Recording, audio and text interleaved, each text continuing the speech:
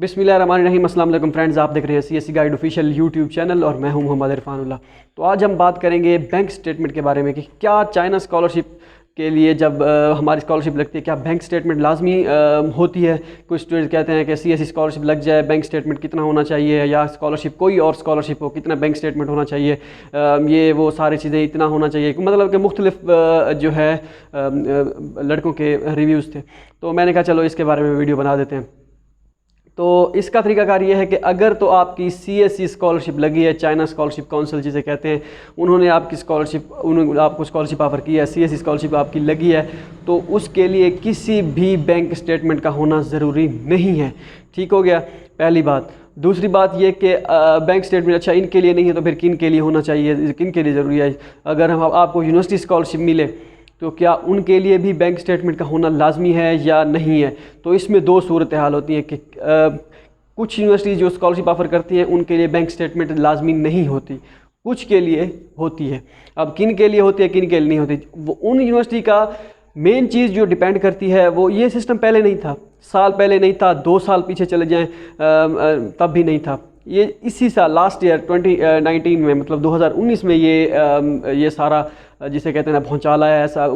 इसके अलावा पहले नहीं था, क्योंकि आप जेरी ऑफिस का नाम सुना होगा जहाँ पे वीज़ा लगता है, वहाँ पे ये सारी रिक्वायरमेंट होती है। अच्छा चलें अब मुद्दे पे आते हैं कि किन के लिए बैंक स्टेटमेंट लाजमी है। यूनिवर्सिटी स्कॉलरशिप जो आपको डॉक्यूमेंट सेंड करती है, मीन्स कि आपकी यूनिवर्सिटी स्कॉलरशिप लग गई, ठीक है। अब आप ये सोच रहे होंगे कि बैंक स्टेटमेंट इसके लिए चाहिए होगी या कोई और वैसी कोई स्कॉलरशिप लगी है, तो बैंक स्टेटमेंट तब चाहिए होगी आपको जो वो डॉक्यूमेंट्स भेजेंगे, वीज़ा डॉक्यूमेंट JW202 फॉर्म की बात की थी हमने लास्ट वीडियो में, ठीक है। तो JW202 फॉर्म जो होता है उस पर मेंशन होता है कि वहाँ पे चेक का निशान होता है, scholarship, full scholarship, partial scholarship या अदर, 3 बॉक्सेस बने होते हैं। वहाँ पे चेक का लगा होता है, एक पे लगा होता है स्कॉलरशिप का मतलब कि बॉक्सेस बने होते हैं। अगर तो आपकी स्कॉलरशिप है, ठीक है, तो फुल स्कॉलरशिप है तो स्कॉलरशिप के ऑप्शन पे चेक लगा होगा, और इसके अलावा अगर आपकी पार्शियल है तो फिर डेफिनेटली पार्शियल के बॉक्स पे चेक लगा होगा। और एक कभी कभार अदर्स के ऑप्शन पे भी चेक लगा होता है, तो वो भी स्कॉलरशिप मतलब वो के सोर्स ऑफ फंडिंग लिखा होता है। सोर्स ऑफ फंडिंग क्या है, स्कॉलरशिप है, पार्शियल है या अदर है। अदर मतलब ये कि यूनिवर्सिटी कोई ऑफर कर रही है, यूनिवर्सिटी स्कॉलरशिप आपको दी गई है, तो उसमें अदर इसलिए करते हैं कि उसमें कुछ डॉर्मेटरी वगैरह के चार्जेस आपको देने पड़ते हैं, इसलिए वो स्कॉलरशिप में काउंट नहीं करते, वैसे होती स्कॉलरशिप है। ठीक हो गया। अगर तो आप में उनका जहाँ पे चेक यहाँ पे लिखा होता है, अगर तो आपका स्कॉलरशिप के ऑप्शन पे चेक है, फिर तो आपको ज़रूरत नहीं है बैंक स्टेटमेंट की। और हाँ, उसके अलावा जो आपका एडमिशन नोटिस जो होता है, 2-3 पेजेस कहते हैं, एक एडमिशन नोटिस, एक JW202 फॉर्म और एक इंस्ट्रक्शन फॉर्म। इंस्ट्रक्शन फॉर्म को छोड़ें, एडमिशन नोटिस पे भी लिखा होता है कि फुल स्कॉलरशिप है या कितनी है। अगर वहाँ पे भी फुल स्कॉलरशिप को मेंशन है कि हाँ भी इसकी फुल स्कॉलरशिप है, और स्कॉलरशिप JW202 फॉर्म पे भी JW201 तो CSC का होता है, वो तो अलग होगा, उसके लिए किसी भी बैंक स्टेटमेंट की ज़रूरत नहीं है। अगर आपको कोई ये कहे कि CSC स्कॉलरशिप आपकी लग गई, आप इतनी बैंक स्टेटमेंट आपको शो करानी है, तो ऐसा बिल्कुल भी ना करना, और ना ही ऐसा होता है, ठीक है। यूनिवर्सिटी स्कॉलरशिप की बात हो रही है, तो जो आपके स्कॉलरशिप का ऑप्शन अगर चेक लगा हुआ है स्कॉलरशिप के ऑप्शन पे, सोर्स ऑफ फंडिंग स्कॉलरशिप है, JW202 फॉर्म की बात कर रहा हूँ, तो फिर तो आपको बैंक स्टेटमेंट की ज़रूरत नहीं है। चाहे आपका मंथली स्टाइपेंड 1000 RMB है, 1500 RMB है, 2000 है, 2500 है, 3500 है, 3000 जितना भी है, अगर आपका JW202 फॉर्म पे स्कॉलरशिप के ऑप्शन पे चेक लगा हुआ है, एडमिशन नोटिस पे भी चले मान लेकिन आपका नहीं लिखा हुआ फुल स्कॉलरशिप, वहाँ पे लिखा होता है एडमिशन नोटिस पे कि भाई आपकी ये नाम है, ये पासपोर्ट नंबर है, और इसकी ये स्कॉलरशिप है, ये फलां, वो सारा एडमिशन नोटिस पे लिखा होता है। एक पेज होता है एडमिशन नोटिस, ठीक है। तो प्री एडमिशन नोटिस नहीं, एडमिशन नोटिस, तो वहाँ पे अगर आपका लिखा हुआ है नहीं लिखा हुआ है तो बेहतर है, ये आप चेंज भी नहीं करा सकते, ये यूनिवर्सिटी ने भेजा होता है खुद से, जो उन्होंने लिखा होता है वही लिखा होता है, ठीक है। तो अगर वहाँ पे लिखा हुआ है फिर तो बेस्ट है। अगर नहीं लिखा हुआ एडमिशन नोटिस पे, तब भी अगर JW202 फॉर्म पे स्कॉलरशिप के ऑप्शन पे चेक है, टिक जिसे कहते हैं, टिक का लगा हुआ है, तो सोर्स ऑफ फंडिंग पे फिर आपकी स्कॉलरशिप आपके ऐसे समझे कोई आपसे किसी भी बैंक स्टेटमेंट की ज़रूरत नहीं है। अब मैं आपको मिसाल दूं, लास्ट टाइम अब 2019 में दोस्त की स्कॉलरशिप लगी DUT में, 1500 RMB उनका मंथली स्टाइपेंड था। तो जो एक मेरे दोस्त और की स्कॉलरशिप लगी थी, उसका 2000 RMB था मंथली स्टाइपेंड। तो जो 1500 RMB था, उनकी डॉर्मेटरी वगैरह सब चीज़ें फ्री थी, उनका जो JW202 फॉर्म था उसके उस पर स्कॉलरशिप के ऑप्शन पे चेक था, ठीक है। तो उनको जो जब वीज़ा लगवाने के लिए जेरी ऑफिस गए तो उन्होंने कहा कि हाँ भाई ठीक है, आपका स्कॉलरशिप के ऑप्शन पे चेक है, आपकी किसी बैंक स्टेटमेंट की जरूरत उनसे नहीं मांगी और उसका वीज़ा उसका लग गया। 2000 जिनकी थी उनकी जो है, पहले मैं आपको ये बता रहा हूँ कि किन की और कितनी होती है ये भी बताता हूँ। तो पहले आपको ये पता होना चाहिए कि कितनी क्या क्या रिक्वायरमेंट हो, तो कितना होना चाहिए बैंक स्टेटमेंट, ठीक है।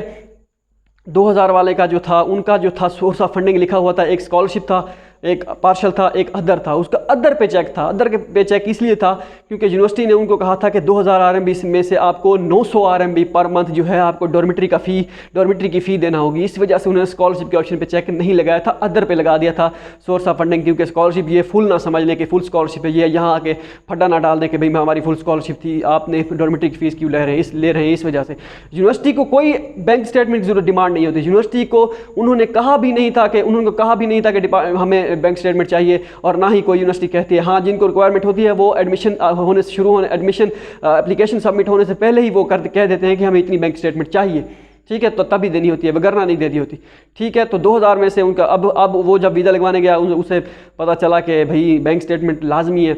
अच्छा, बैंक स्टेटमेंट कितनी होनी चाहिए? उन्होंने कहा तकरीबन कोई 5-1 लाख जो है आपकी बैंक स्टेटमेंट होनी चाहिए, ठीक है। बैंक स्टेटमेंट 5 लाख उसने करवाई। इसके बाद अब दोस्त एक था और उन्हें कहा, उससे मेरा रब्ता हुआ, वो बड़ा ही मतलब उसी एक इंस्टीट्यूट में, इदारे में ही है।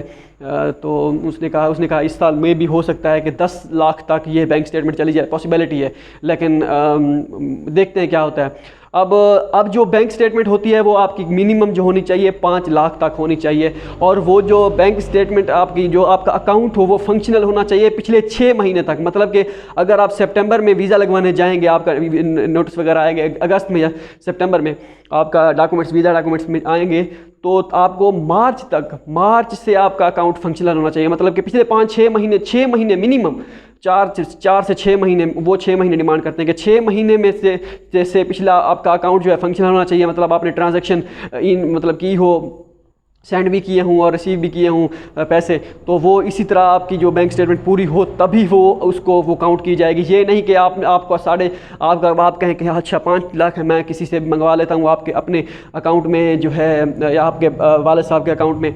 अब ये भी यहाँ एक सवाल आता है कि किस किस की बैंक स्टेटमेंट चल जाती है, ये भी बताता हूँ। कि अब आप ये सोचें कि अब ये तो हो गया, मेरे पास तो अकाउंट नहीं है, चलो मैं अब अबू का यूज़ कर लेता हूँ। अबू के अकाउंट में से आपने किसी से 5 लाख उधार लिए, उससे कहें कि हम आपको वापस कर देंगे, आपके अकाउंट में 5 लाख आ गए, तो अब आपकी बैंक स्टेटमेंट आप समझे भी पूरी हो गई। तो अब वहाँ पे जब जाएंगे वो काउंट बिल्कुल भी नहीं करेंगे। ये आपके अकाउंट में चाहे 6 लाख हो, 7 लाख हो, ठीक है, या 10 लाख हो, वो अकाउंट नहीं करेंगे। वो ये कहेंगे कि आपका अकाउंट फंक्शनल कितना है, पिछले 5-6 महीने से आपका अकाउंट वर्क कर रहा है या नहीं कर रहा, मतलब कि आपने ट्रांजैक्शन की है या नहीं की, तो वो इस चीज़ को काउंट करेंगे। ये मैं बड़े वसूख के साथ कह रहा हूँ ये सारी चीज़ें, ठीक है। अगर आप इस तरह करेंगे तो तभी आपका वीज़ा लगेगा, वगरना नहीं लगेगा। हाँ, अब आते हैं किन किन की आपकी जो है बैंक स्टेटमेंट आप यूज़ कर सकते हैं। जो आपके ब्लड रिलेशन में से है, आप उनमें से किसी की भी यूज़ कर सकते हैं। मींस फादर की भी यूज़ कर सकते हैं, बहन, भाई, माँ, किसी की भी यूज़ कर सकते हैं अपनी, ठीक है। अपने वालिद की, वालदा की, बहन भाइयों में से किसी की यूज़ कर सकते हैं, या किसी और की यूज़ कर सकते हैं, बिल्कुल कर सकते हैं। किन की?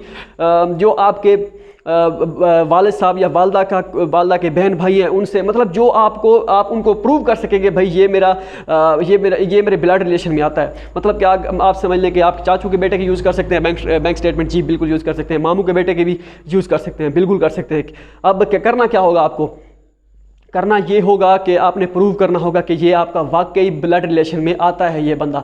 वो कैसे आएगा? मींस कि अगर आप मान लो कि आपने अपने चाचू के बेटे की बैंक स्टेटमेंट यूज़ की, ठीक है, आपको पहले जाना होगा नादरा ऑफिस, आप अपने वालिद साहब की जो है उनकी फैमिली जो मेंबर्स होते हैं उनकी डिटेल निकलवाने होंगे, ठीक है। उसमें से जितने आएंगे 5-6 मेंबर होंगे या 1-2 मेंबर, जितने भी आप बहन भाई होंगे उनकी डिटेल आ जाएगी, ठीक है। नहीं, पहले आप जाएंगे अपने, अगर चाचू के बेटे की यूज़ कर रहे हैं तो आप अपने दादे की जो है वो निकलवाएंगे, उसकी फैमिली मेम्बर्स की लिस्ट।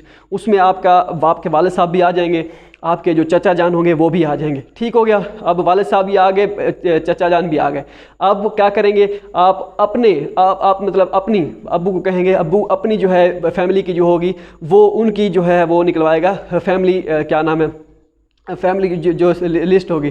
ठीक है, तो उसमें आप आ जाएंगे, आपके बाकी सारे बहन भाई आ जाएंगे। चलो वो तो नहीं है, आप मेन चीज़ आप हैं, तो आप आ जाएंगे उसमें। इसी तरह चाचू जो होगा, जिसके बेटे की आपने बैंक स्टेटमेंट यूज़ की होगी, उसको भी नादरा जाना होगा, वो भी इसी तरह फैमिली रिलेशन जो होते हैं वो सर्टिफिकेट जो होगा, रजिस्ट्रेशन सर्टिफिकेट वो निकलवाएगा। उसमें आपका वो चाचू का बेटा आएगा जिसकी आपने बैंक स्टेटमेंट यूज़ करनी होगी, वो भी आ गया। आप भी अपने आपके फैमिली रिलेशन में आ गए। ठीक है, अब दादाजी में आपके अब्बू और चाचा आ गए। इसी तरह फैमिली ट्री आप बन गया। यहाँ से प्रूव हो गया कि आपके दादा के बेटों में आपका अब्बू और आपके चाचा थे। आपके चाचा के फैमिली रिलेशन में आपके वो कज़न थे जिसकी बैंक स्टेटमेंट यूज़ करनी थी, और आप अपने वालिद साहब की जो उसमें फैमिली मेम्बर थे उसमें आप थे। ठीक है, ये सारा प्रूव हो गया कि हाँ भाई ये वाकई आपका ब्लड रिलेशन में आपके आता है। तो इस तरह जो है ये आपको प्रूव करना होगा कि बैंक स्टेटमेंट चाहिए, और bank statement 5 lakh minimum 5 lakh होनी चाहिए, या 6-7 लाख, जितनी 5 लाख से जितनी ज़्यादा हो तो वो काउंट होगी, वगरना ऐसे काउंट नहीं होगी। बाकी रही बात वही कि फंक्शनल अकाउंट होना चाहिए पिछले 5-6 महीने से। अगर आपको ऐसा कोई लग रहा है कि आपकी किसी यूनिवर्सिटी में स्कॉलरशिप होगी, लग जाएगी, तो उसमें बैंक स्टेटमेंट का होना ज़रूरी है। तो आप अभी से अपना इंतज़ाम कर लें कि किसकी आप बैंक स्टेटमेंट यूज़ करेंगे और उसका अकाउंट कितना पुराना है और कब से यूज़ हो रहा है। ठीक है, तो इस पे मैं ख़ुद भी इस पे एक कंप्लीट वीडियो बनाऊंगा टाइम आने पे कि क्यों ऐसा मैं ये सारी चीज़ें कह रहा हूँ, तो वो आपको सबको पता चल जाएगा। तो मतलब ये कि CSC के लिए कोई बैंक स्टेटमेंट ज़रूरी नहीं है। यूनिवर्सिटी स्कॉलरशिप के लिए भी डिपेंड करता है कि आपके जो वीज़ा डॉक्यूमेंट्स भेजेंगे उस पर क्या स्कॉलरशिप के ऑप्शन पे चेक है, तो फिर बैंक स्टेटमेंट की ज़रूरत नहीं है। चाहे स्टाइपेंड 5,500, 600 RMB, 1000, 1500 जितना भी है, तो चेक है तो कोई उसकी ज़रूरत नहीं है स्टाइपेंड की। ठीक है, तो हाँ अलबत्ता ये भी हो सकता है अगर आपका अदर पे चेक है उस पर JW 202 फॉर्म पे, और अगर आपके एडमिशन नोटिस पे स्टाइपेंड मेंशन है, आपको इतना स्टाइपेंड दिया जाएगा, आपकी और कोई चार्जेस वगैरह कुछ नहीं है, तब भी आप उनको मेन मसला जेरी ऑफिस वाले होते हैं। उनको आपने क्या करना होता है, उनको आपने उनको समझाना होता है, उनको आपने ब्रीफ करना होता है कि आपकी वाकई फुल स्कॉलरशिप लगी है। वो भी तो ऐसे ही वीज़ा नहीं लगा के देना, वो देखेंगे कि यहाँ बंदे की स्कॉलरशिप है भी सही या फुल या नहीं है, वो उनको प्रूव करना होगा आपको। तो वो एडमिशन नोटिस सब चीज़ें प्रूव हो जाती हैं, वो फिर आपका कोई मसला नहीं बनता, वो आपका वीज़ा लगा देते हैं।